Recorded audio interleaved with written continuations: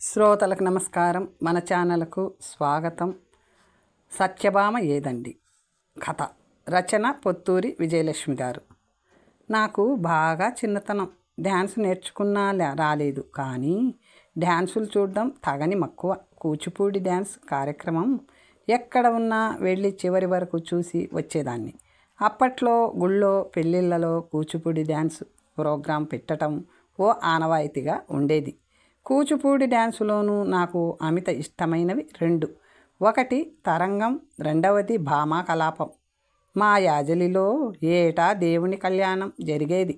3 రోజులు. ఆ 3 రోజుల్లోనూ సాయంత్రం పూట వినోదం కోసం కార్యక్రమాలు ఏర్పాటు చేసేవాళ్ళు. హరికథలు, నాటకాలు, డ్యాన్సులు, చాలా మంచి కార్యక్రమాలు. వాటి కోసం ఏడాది అంతా ఎదురు చూసేవాళ్ళం. జనాలు పేరుకుపోయే సాయంత్రం మొదలు పెట్టేసరికే 8 దాటేది. ఎప్పుడు పూర్తి అవుతుందో మాత్రం ఆ దేవుడికే తెలియాలి. మరి కృష్ణరాయభారం, గయోపాఖ్యానం లాంటి పద్య నాటికలు అయితే వన్స్ మోర్ అని పద్యాలు పాడించుకుంటూ ఏ తెల్లవారుజామున 4 ముగించేవారు. ఆ ఏడాది భామా కలాపం. ముందుగా ఉత్తరం రాశారు తాతయ్య గారు. కళ్యాణం మాకు చాలా ముఖ్యం కాబట్టి తప్పకుండా వెళ్ళేవాళ్ళం. ఇక భామా కలాపం అనేసరికి క్షణాలు లెక్క పెట్టుకోవటం మొదలుపెట్టాను. ఆ శుభదినం రానే వచ్చింది. బాపట్ల నుండి డ్యాన్స్ వాళ్ళంతా వచ్చేశారు. వాళ్లకు మా ఇంట్లోనే బస. అందరికీ మర్యాదలు చేస్తున్నా ఇద్దరికి కాస్త ఎక్కువగా ఉన్నాయి మర్యాదలు. వారిద్దరికీ వయసులో చాలానే తేడా ఉంది. అంతా మగవాళ్లే. సత్యభామ రాలేదు. కర్ణుడు లేని భారతంలాగా సత్యభామ లేకుండా భామా కలాపం ఎలా ఆడతారు? ఆ ఇద్దరిలో ఒక ఆయన ఎర్రగా కాస్త బొద్దుగా ఉన్నారు. రెండో ఆయన సన్నగా పొడవుగా ఉన్నారు. సత్యభామ ఏదండి అని వాళ్ళని అడిగాను. అతిశయం గల మనిషి కదమ్మా, ఆఖరి క్షణంలో వస్తుంది అన్నారు. చీకటి పడింది. దేవుడి ఊరేగింపు మొదలయ్యింది. కాస్త దూరం ఊరేగింపుతో వెళ్ళి వచ్చేసరికి ఇసుక వేస్తే రాలకుండా ఉన్నారు జనం. ఇంకాసేపట్లో కార్యక్రమం ప్రారంభమని మైకులో చెప్తున్నారు. సత్యభామ వచ్చిందా అని అడిగాను. వచ్చింది అన్నారు. ప్రార్థన అయింది. వేదిక మీదకి వచ్చింది సత్యభామ. ఎర్రంచు తెల్లని పట్టుచీర, ఎర్ర జాకెట్టు, నగలు, భారెడు జడ. ఆ అభినయం అద్భుతం. ఎంతగానో ఎదురు చూసిన ఆ కార్యక్రమం పూర్తి చూడలేకపోయాను. ఒకటే నిద్ర. ఎంత ఆపుకున్నా ఆగలేదు. నిద్రలో ఎవరో నడిపించుకుంటూ ఇంటికి తీసుకురావడం లీలగా గుర్తు. తెల్లవారి నిద్రలేచేసరికి వాళ్ళంతా స్నానాలు చేసి కాఫీలు, ఉప్మాలు సేవించి ప్రయాణానికి సిద్ధంగా ఉన్నారు. ముందు రోజులాగానే ఆ ఇద్దరికి ప్రత్యేకమైన మర్యాదలు. సత్యభామ కనిపించలేదు. సత్యభామ ఏదండి అని అడిగాను. అభిజాత్యం గల మనిషి కదమ్మా, ఇంతసేపు ఉంటుందా? అటు నుంచి అటే వెళ్ళిపోయింది అన్నారు ఆ ఎర్రటాయన. బండి ఏర్పాటు చేసినా అందులో వాయిద్యాలు ఎక్కించి వాయిద్యకారుల్ని బండి ఎక్కమని, కాస్త కాలు సాగుతుంది నడుస్తామని చకచక నడుస్తూ వెళ్ళిపోయారు వాళ్ళందరూ. ఆ తరువాత తెలిసింది. తెల్లటి పంచ లాల్చి ధరించి పైన ఎర్రటి శాలువా కప్పుకొని ఠీవిగా వెళ్ళిన ఆ ఎర్రటాయనే సత్యభామ. వేదాంతం సత్యనారాయణ గారు. ఆయన కూడా వచ్చిన సన్నటి వ్యక్తి స్థానం నరసింహరావు గారు. ఇద్దరు మహామహులు. సత్యభామ పాత్ర పోషించి ఖ్యాతి గడించిన గొప్ప కళాకారులు. వాళ్ళ గురించి తాతయ్య గారు ఆ తరువాత తీరిగ్గా బోలెడన్ని కబుర్లు చెప్పారు. వారిద్దరూ శ్రీపాత్ర పోషణలో దిట్టలు. స్థానం వారిది బాపట్ల. స్థానం నరసింహరావు గారు శ్రీ వేషం వేసుకొని గుర్రబండిలో తన ఇంటికి వెళ్ళి కొంగు భుజాల మీద నిండుగా కప్పుకొని తలుపు తడితే వారి అర్ధాంగి కూడా గుర్తుపట్టలేదట. ఎవరో వచ్చారని చాపపరిచి మంచినీళ్ళు ఇచ్చిందట. స్థానం వారు శ్రీపాత్రలో అంత సహజంగా ఉంటారనడానికి నిదర్శనంగా ఆ సంఘటనని కథలుగా చెప్పుకునేవారు. అటువంటి మహానుభావులను కళ్ళారా చూడటం నా అదృష్టం. ఎప్పుడో చిన్నప్పుడు జరిగిన ఆ సంఘటన నాకు శాశ్వతంగా గుర్తుండిపోయింది. కృష్ణుడు మళ్ళీ కనిపించటలేదు.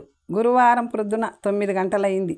అమ్మమ్మ దొడ్లో అరుగు మీద నిలబడి ఆగ్రహంగా అరుస్తుంది. ఎదురుగా నేతి పాపమ్మ దోషిలా తలంచుకొని నిలబడింది.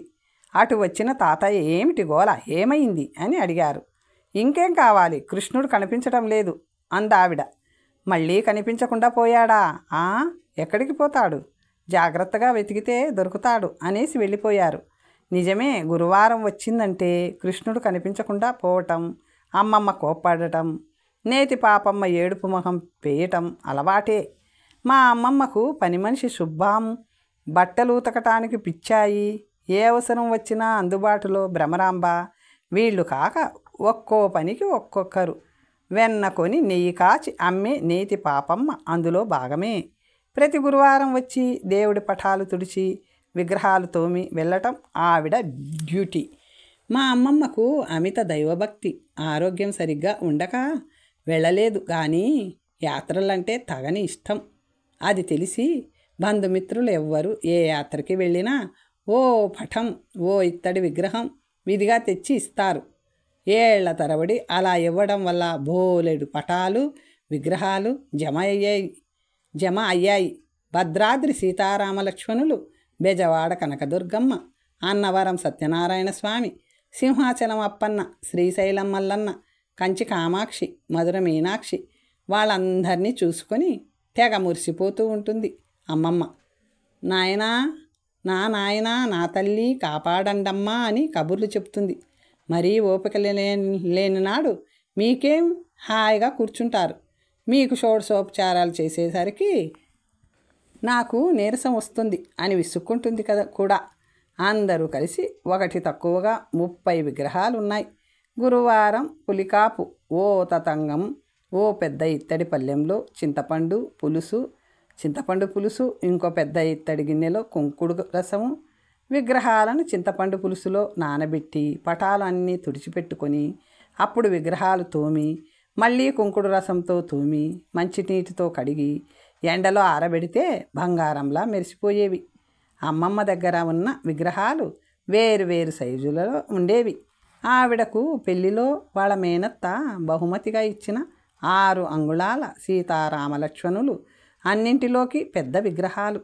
అన్నింటిలోకి చిన్నది ఆవిడ పినతల్లి కూతురు కామాక్షి ఉడిపి నుంచి తెచ్చి ఇచ్చిన 6 అంగుళం కృష్ణుడు. మొలతాడు, కాళ్లకు అందెలు, పాకుతూ ముద్దుగా, భక్తి తక్కువ ప్రేమ ఎక్కువగా కలిగేలా ఉంటాడు.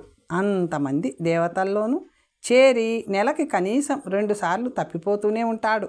చింతపండు తొక్కుతోనో కుంకుడు పిప్పితోనో వెళ్ళిపోతాడు. అప్పటికీ చిన్ని కృష్ణుడు జాగ్రత్త అని అమ్మమ్మ చెప్తూనే ఉంటుంది. నేతి పాపమ్మ జాగ్రత్తగానే ఉంటుంది. అయినా ఆవిడ కన్ను కప్పి ఆయన మాయమవుతాడు. అన్ని విగ్రహాలు ఎండలో పెట్టాక చూసుకుంటే చిన్ని కృష్ణుడు కనిపించడు. ఇక మొదలు వెతుకులాట.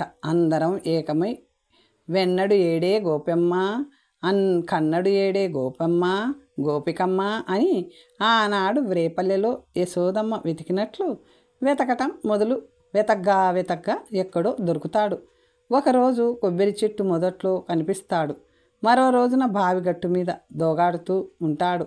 మాయం అయినట్లే ప్రత్యక్షం అవుతాడు.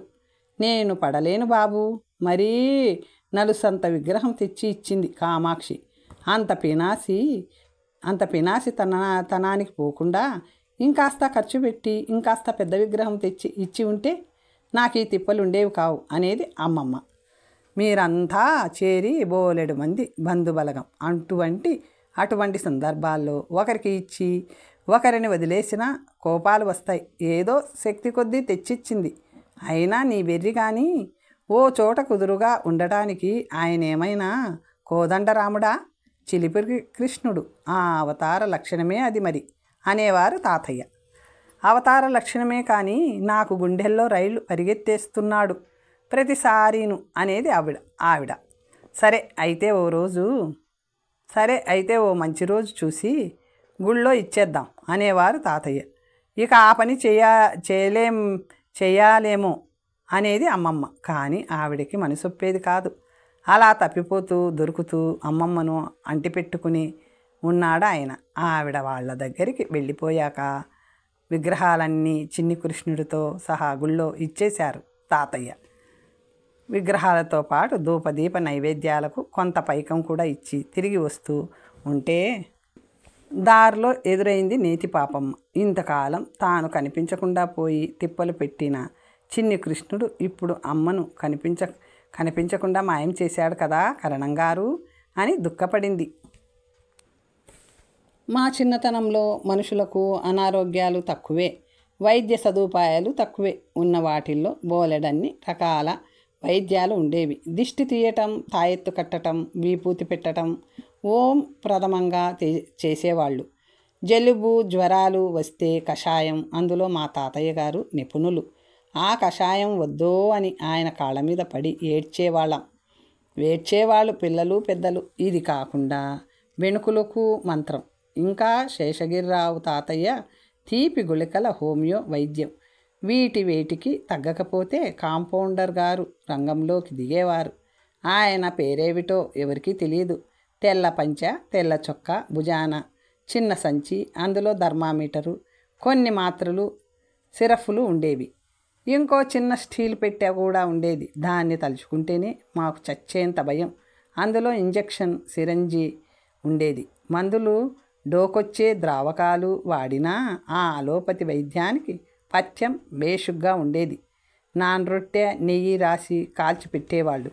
ఏ వారానికో 10 రోజులకో వచ్చే కాసిం సాహిబు ఊళ్ళో ఎవరికైనా అలోపతి వైద్యం జరుగుతున్నది అని కబురు అందగానే జంగిడీలలో నాన్రొట్టె, బన్రొట్టె, వెన్న బిస్కెట్లు పెట్టుకొని వచ్చి ఊళ్ళో వాలిపోయేవాడు. జ్వరం వాళ్ళతో పాటు మిగిలిన పిల్లలంతా ఎగబడి కొనుక్కునేవాళ్ళం. మా పిల్ల మూకకి శేషగిరిరావు తాతయ్య మందు, కాంపౌండర్ గారి పథ్యం మహా ఇష్టం. కానీ ఆ రెండు కుదరవు. సాధారణంగా మందులతోనే తగ్గిపోయేవి వ్యాధులు. అవి పనిచేయకపోతే ఆఖరున ఇంజెక్షన్ చాలా అరుదు. అదో పెద్ద ప్రహాసనం, బోలెడంత తతంగం. ఆ వేళ ఇంజెక్షన్ ఇవ్వాల్సిన అవసరం పడింది. అందులోనూ మామూలు ఇంజెక్షన్ కాదు, పెన్సిలిన్. చిట్టెమ్మగారి దత్తపుత్రుడు 12 ఏళ్ల గంగరాజుకి కాల్లో తుప్పు పట్టిన ఇనపమేకు కుచ్చుకుంది. ఇంజెక్షన్ అనగానే తల్లి కొడుకు ఒకటే ఏడుపు. తాతయ్య గారి దగ్గరకు వచ్చారు. కాంపౌండర్ గారిని పిలిపించి కనికరం చూపించి మందులతో సరిపెట్టమని కాళ్ళ వెళ్ళ పడ్డారు. ఏమంటారు, వాళ్ళలా అఘోరిస్తున్నారు, ఇంకో మారు ఆలోచన చెయ్యండి అన్నారు తాతయ్య. ధనుర్వాతం విషయంలోనూ పిచ్చుకుక్క కరిస్తేనూ మందులు పనిచేయవు, ఇంజెక్షను పడాల్సిందే అని కుండబద్దలు కొట్టి చెప్పాడు ఆయన. సరే, మరో దారి లేక ఒప్పుకున్నారు. అదేమీ అల్లాటప్పా వ్యవహారం కాదు. ఇంజెక్షను అది పెన్సిలిన్. ముందు ఓ చుక్క ఇచ్చి ఓ అరగంట సేపు వేచి చూడాలి. వికటించకుండా ఉంటే మొత్తం ఇవ్వాలి. ఈ మొత్తం కార్యక్రమంలో ఏమి తేడా రాలేదని నిర్ధారించడానికి ఎవరైనా పెద్ద మనుషులు సాక్ష్యం ఉండాలి. కాంపౌండర్ గారు తాతయ్య గారిని రమ్మన్నారు. నేనెందుకు, ఇంకెవరినైనా పిలు అంటే, కాదులేండి, మగదిక్కు లేని ఇల్లు, ఆనక తేడా వస్తే నా బుర్ర రామకీర్తన పాడేస్తారు. మీరు ఉంటే వైద్యం చేస్తాను, లేదంటే తెనాలి తీసుకెళ్ళమంటాను అన్నారు ఆయన. మళ్ళీ తెనాలి పోవటం అంటే ఖర్చు, శ్రమాను. సరే వస్తాను అన్నారు తాతయ్య. చిట్టెమ్మ గారింట్లో హడావిడి. గంగరాజుని బతిమాలి ఇడ్లీలు తినిపించారు. ముందు వద్దన్నా 6 ఇడ్లీలు తిన్నాడు ఏడుస్తూనే. ఆ వేళ ఇంజెక్షన్ కాబట్టి. కానీ మామూలు రోజుల్లో పిల్లలకు చద్దన్నాలేగా. సరిగ్గా టైం చూడ్డానికి హెడ్ మాస్టర్ బాబురావు గారిని రమ్మన్నారు. ఆయన దగ్గర రిస్ట్ వాచ్ ఉంది. అందరూ వచ్చారు. వరండాలోని కుంపటి మీద గిన్నెలోని నీళ్లలో సిరంజి ఉడుకుతూ ఉంది. అన్నీ సిద్ధం. కాంపౌండర్ గారు పటకారుతో సిరంజి తీసి మందు ఎక్కించగానే గంగరాజులు కోతిలా గెంతి పారిపోవాలని చూశాడు. కాలు నొప్పి చేయటం వల్ల సాధ్యం కాలేదు. 4 పట్టుకొని ఆపేశారు. నులక మంచం మీద బోర్లా పడుకోబెట్టి టెస్ట్ డోసు ఇచ్చారు. అందరూ ఉత్కంఠంగా కూర్చున్నారు. సమయం గడిచింది. ఏమీ తేడా లేకపోయేసరికి సంతోషంగా పూర్తి డోసు ఇచ్చేశారు కాంపౌండర్ గారు. మరో అరగంట సేపు కూర్చొని ఇక వెళ్తామని లేచారు. అందరూ కృతజ్ఞతలు తెలుపుకొని సాగనంపింది చిట్టమ్మగారు. గంగరాజులకి నయం అయింది, కానీ వాడు తల్లిని ఒకటే సాధించటం. అప్పుడు ఆ బాధ భయంలో కొడుక్కి నయం అయితే సైకిల్ కొనిపెడతానని అందరి ఎదుట ఏడ్చింది. నయం అయ్యాక ఆ ఊసి ఎత్తదు. అడిగితే అప్పుడేదో అన్నాను, దుడుకు వెదవ్వి, నీకు సైకిల్ ఒకటే తక్కువ అనేసింది. సాక్ష్యం ఉన్న పెద్దలు నోరెత్తరు. గంగరాజుకి కోపం వచ్చింది. ఎంత మోసం చేసింది! ఈసారి మేకు కాదు, గడ్డపార గుచ్చుకున్నా ఇంజెక్షన్ చేయించుకోను, అప్పుడు కుదురుతుంది తిక్క అని శబ్దం చేసేశాడు గంగరాజు. ఇందిరాగాంధీ ఎర్రప్పడాలు. మా చిన్నతనంలో మా బంధువులంతా కాంగ్రెస్ పార్టీ అంటే విముఖత చూపించేవారు. ఎందుకో తెలియదు, కానీ ఆ పార్టీని పరాయిగానే భావించేవారు. ఆ తరువాత వాళ్ళ ఆలోచనలో మార్పు వచ్చింది. నెహ్రూ గారు గటికుడే, బాగానే నెగ్గుకొస్తున్నాడు అని మెచ్చుకోవటం మొదలుపెట్టారు. క్రమంగా అందరి మనసుల్లోనూ స్థానం ఏర్పరచుకున్నారు నెహ్రూ గారు. గాంధీ గారి తరువాత నెహ్రూ గారే అందరికీ ప్రియతమ నాయకుడు. హఠాత్తుగా నెహ్రూ గారు మరణించటం అందరికీ నెత్తిన పిడుగుపడినట్లయింది. ఇక ఎట్లా, దేశం ఏమైపోతుందని దిగులు పడ్డారు. లాల్ బహదూర్ శాస్త్రి గారు ప్రధానమంత్రి అయ్యారు. ఆయన తరువాత ఈయన అని ముందు కాస్త నిరుత్సాహపడినా మెల్లమెల్లగా పొట్టివాడే కానీ గట్టివాడు, నిస్వార్థపరుడు, నిజమైన నాయకుడు, ఈయన హయాంలో దేశం బాగుపడుతుంది అని ఆనందపడ్డారు. ఆ ఆనందం 3 నాళ్ళ ముచ్చటే అయింది. తరువాత వచ్చారు ఇందిరాగాంధీ గారు. మిశ్రమ స్పందన. నెహ్రూ గారి కుమార్తె. తెలివితేటలు, ఆ పరిపాలనా దక్షత ఆమె రక్తంలోనే ఉన్నాయి. ఆ రూపము, ఆ టీవీ మహారాణిలా ఉంటుంది. మరి ఇంత పెద్ద దేశానికి ప్రధాని పదవి అంటే మాటలా? ఆ పదవికి తగ్గట్లే ఉంటుంది ఆవిడ అని సంతోషించారు కొందరు. ఇంత దేశంలో మగవాళ్లే లేరా, ఏరి కోరి ఒక ఆడదానికి పట్టం కట్టారు అని సనుక్కున్నారు మరికొందరు. కొద్ది రోజుల్లోనే అందరి మన్ననలకు పాత్రురాలయ్యారు ఆవిడ. ప్రియతమ నాయకురాలుగా ప్రజల అభిమానం పొందారు. మా తాతయ్య గారికి మొదటి నుంచి ఇందిరాగాంధీ అంటే వల్లమాలిన గౌరవం. ప్రతిరోజు వార్తలు వినగానే ఆవిడని తెగ పొగిడేసేవారు. ఇక బ్యాంకులు జాతీయకరణ, రాజాభరణాల రద్దు వంటి చారిత్రక నిర్ణయాలు జరిగినప్పుడు ఆకాశానికి ఎత్తేసేవారు. ఒక స్త్రీ అంత గొప్పగా పాలించటం ఆశ్చర్యం అనేవారు. ఇందులో ఆశ్చర్యం ఏముంది? ఆడదానికి పెత్తనం ఇస్తే ఇక వెనక్కి తిరిగి చూసుకోనక్కర్లేదు. మాటి మాటికి నా నోరు మూయించబట్టి మన సంసారం ఇదిగో ఇలా ఏడ్చింది, కానీ నా మాట సాగితే ఈ పాటికి ఎక్కడ ఉండేవాళ్ళమో అనేది అమ్మమ్మ. నీతో మాట్లాడడం అంటే కొరివితో తలగొక్కోవటమే, సందు దొరికితే చాలు సాధించటం మొదలు పెడతావు అనేవారు తాతయ్య. ఉన్నమాట అంటే సాధింపులే మరి. ఆ చెరువు కిందన ఉన్న ఎకరం అమ్మొద్దో అంటే విన్నారా? ఇప్పుడు ఏమైంది? 4 రెట్లు పెరిగింది ధర. చెప్పేవాళ్లే కాదు, మంచి చేస్తే వినేవాళ్ళు ఉంటేనే పేరు ప్రతిష్ట. ఊరికే అప్రస్తుత ప్రసంగం చెయ్యకు అనేవారు ఆయన. అప్రస్తుతం ఏముంది? ఎవరి విషయంలో అయినా వాళ్ళ మాట చెల్లుబడి అయితే చరిత్రకు ఎక్కుతారు. లేకపోతే ఇదిగో నాలాగే. ఆవిడని అంతగా పొగడటం అమ్మమ్మకి నచ్చేది కాదు. ఏదో చురక ముట్టిస్తూనే ఉండేది. ఒకరోజు మరి ఎందుకో ఇందిరాగాంధీని ఊరంతా తెగ పొగిడేస్తున్నారు తాతయ్య. సరే విసిగేసింది అమ్మమ్మకి. ఇక చాలు ఊరుకోండి, వాసాలకి పెండేలకి కూడా పట్టిపోయాయి మీ పొగడ్తలు. విని విసుగొస్తుంది. అయినా ఏం చేసిందని అంత మెచ్చి మేకతోలు కప్పటం? ఆవిడ చేతిలో ఉన్న పని ఆవిడ చేసింది. ఆడది కాబట్టి పుట్టుకతో వచ్చిన తెలివితేటలు ఉపయోగిస్తుంది. మరి ఆ మాటకొస్తే ఎర్రప్పడాలు పెట్టడంలో నాకు సాటి ఎవరూ లేరు అంది గర్వంగా. ఆ మాట నిజమే అమ్మమ్మ.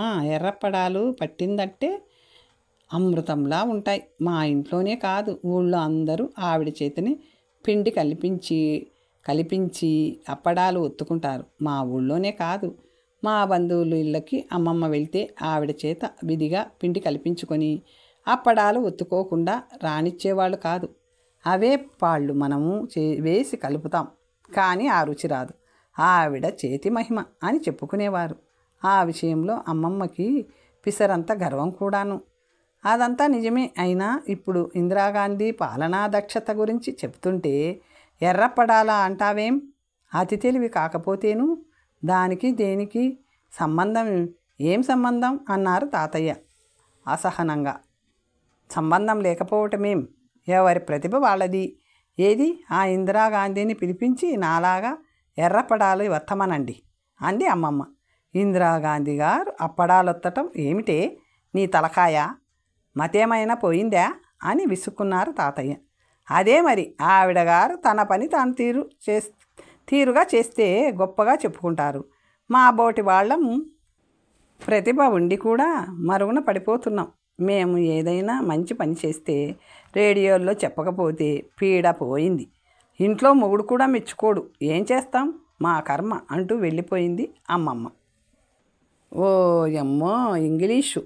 మా చిన్నతనంలో ఇంగ్లీష్ మాట్లాడడం అంటే మహా గొప్ప. అబ్బో, వాళ్ళింట్లో ఇంగ్లీష్ వార్తలు వింటారట అని వింతగా చెప్పుకునేవాళ్ళు.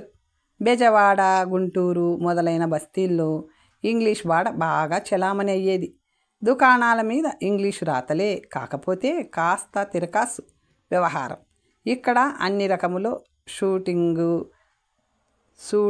షర్టింగు బట్టలు లభించును అని రాయాలని తాపత్రయం. కానీ షూటింగ్ షర్టింగ్ అని రాసేవాళ్ళు, లేదంటే షూటింగ్ షర్టింగ్ అనే రాసేవాళ్ళు. అప్పటిదాకా దుప్పట్లు తువ్వాళ్ళు దొరుకును అని రాసేవాళ్ళు. తర్వాత ఫ్యాషన్గా ఇంగ్లీష్లో రాయటం. టవల్సులు దుప్పట్స్ దొరుకును అని ఉండేవి బోర్డ్స్. పల్లెటూళ్ళలోనూ ఇంగ్లీష్ పదాలు పేపరు, కాగితం, కిరసనాయిలు, నూనె, సైదు పక్క, గేటు వాకిలి అంటూ మాట్లాడేవాళ్ళు. పట్టణాల్లోని వాళ్ళు పల్లెటూళ్ళకు వస్తే చూడాలి బడాయ్, కాఫీలో షుగర్ తగ్గింది, ఒళ్ళు నొప్పులు, టెంపరేచరు వచ్చిందేమో అని ఇంగ్లీష్ పదాలు. ఇక చెన్నపట్నం నుండి గోపాలం గారి 3వ అల్లుడు వస్తే అతన్ని చాలా భయభక్తులతో చూసేవాళ్ళు. కారణం, అతను ధారాళంగా ఇంగ్లీష్ మాట్లాడేవాడు. మీ ఊళ్ళో సాల్ట్ వాటరు సోపు నురుగు రాదు. రోడ్డు మీద దిగి అంత డిస్టెన్స్ నడవాలి. Nonsense, no current, no fan అంటూ ఉంటే అత్తామామలు లాడిపోయేవాళ్ళు. తాతయ్యల ఇంగ్లీష్ భాష మరోలా ఉండేది. మార్నింగు, ఈవినింగు 7ంటికి వెళ్ళి 9ంటికి వస్తాం అనేవాళ్ళు. మా అమ్మలకి ఓ పట్టాన నోరు తిరిగేది కాదు. మా మేనల్లుడు వెలకటరికలు ఆఫీసులో పనిచేస్తున్నాడు అంటే మావాడు రోకలిబండి ఆఫీసులో అని మాట్లాడుకునేవాళ్ళు. ఎలక్ట్రికల్ లోకల్ ఫండ్ ఆఫీసులకి వచ్చిన తిప్పలు. ఇంగ్లీషుని తెలుగులో మాట్లాడే పెద్దవాళ్ళు ఉండేవాళ్ళు. మా సుబ్బారావు తాతగారికి ఇంట్లో వాళ్ళు తనని లక్ష్య పెట్టడం లేదని బాధగా ఉండేది. మనిషి కనబడితే చాలు బొత్తిగా వేస్ట్ వస్తువులా అయిపోయాను. వచ్చేవాడు వస్తున్నాడు, పోయేవాడు పోతున్నాడు, నాకేవీ చెప్పరు, నా మాట వినరు. కమ్మరు, కమింగు గోయరు, గోయింగు, నో అస్కరు, నో టెల్లరు అని 2 భాషలలోనూ తన గోడు వెళ్ళబోసుకునేవారు. అంతో ఇంతో చదువుకొని ఉద్యోగాలు చేసి రిటైర్ అయిన వాళ్ళు గొప్పగా ఇంగ్లీష్ మాట్లాడేవాళ్ళు. ఉద్యోగంలో కేర్ఫుల్లీగా ఉండాలి. రెక్లెస్గా ఉంటే డిస్మిస్డ్ చేస్తారు. వాడు చాలా ఇంటెలిజెంట్ అయినా ఒబీడియంట్గా ఉంటాడు. ఓవర్ కాన్ఫిడెన్స్ ఉండకూడదు అనేవాళ్ళు. అలా చెప్పుకుంటూ పోతే ఎన్నో. ఆఖరున మా నాన్నగారు చెప్పిన ఓ సంఘటన. ఓ బ్రిటిష్ ఉద్యోగి ఓ తెలుగు సూపర్వైజర్కు ఓ పని అప్పజెప్పి వెళ్ళాడు. ఈయన కాస్త మార్పు చేశాడు. ఆయనకి కోపం వచ్చి తిట్టి పోశాడు. తెలుగు ఆయనకి కోపం వచ్చింది. మీరు చెప్పినట్లు చేస్తే కూలిపోతుంది, మళ్ళీ కట్టాలి, మళ్ళీ కూలిపోతుంది, కట్టటం కూలటం అది పూర్తయ్యేసరికి మీరు నేను చచ్చి స్వర్గానికి పోతాం అని కాస్త ఘాటుగానే సమాధానం చెప్పాడట. ఒకరి భాష ఇంకొకరికి అర్థం కాదు కాబట్టి దుబాసీలు ఉండేవాళ్ళు. ఆ వేళ దుబాసీ రాలేదు. ఆపద్ధర్మంగా ఓ బట్లర్ ఇంగ్లీషు మాట్లాడే వాడిని అక్కడ నుంచోబెట్టారట. ఆయన ఏమన్నాడో ఏమాత్రం తేడా లేకుండా చెప్పమన్నాడుట ఆ దొరగారు. ఆగ్రహంగా భయపడిపోయిన ఆ శాల్తీ వెంటనే, you tell, I built fall, again built, again fall, built fall, built fall, when finish you and I die and go to heaven అని అనువదించాడట. Anjaneya Swami Petromax light. మా ఊళ్ళో అప్పుడప్పుడు కొన్ని వినోద కార్యక్రమాలు జరిగేవి. ఎప్పుడు పొరుగుళ్ళ కళాకారుల్ని పిలిపించి కార్యక్రమాలు ఇప్పించేస్తుంటే మా ఊళ్ళో ఉన్న కళాకారులు ఏమైపోవాలి?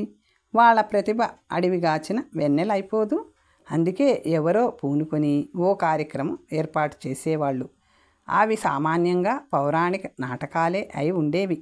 పౌరాణికం అంటే పిల్ల పెద్ద అందరూ ఇష్టపడతారన్నది ఒక కారణం. అయితే అందులో బోలెడన్ని పాత్రలుంటాయి, అందరికీ అవకాశం లభిస్తుంది అన్నది ఇంకొక కారణం. మరి బొత్తిగా నటన రానివాడిని కూడా భటుడిగాను వింజామర వీచేవాడిగాను నిలబెట్టినా సరిపోతుంది. ఎవరికి కోపాలు రాకుండా చూసుకునే వెసులుబాటు కూడా ఉంటుంది. ఆసారి రామాయణంలోని ఓ ఘట్టం వేయాలని నిర్ణయించుకున్నారు. సీతాపహరణం. అందరూ మగవాళ్లే. పాత్రల నిర్ణయం కూడా వాళ్లే చేసుకునేవాళ్ళు. ఎప్పటికప్పుడు తాతయ్య గారికి తాజా సమాచారం అందిస్తూ ఉన్నారు. వీరాచారి రావణుడు, సుబ్బారావు సీత, భిక్షపతి రాముడు అని చెప్పేవారు.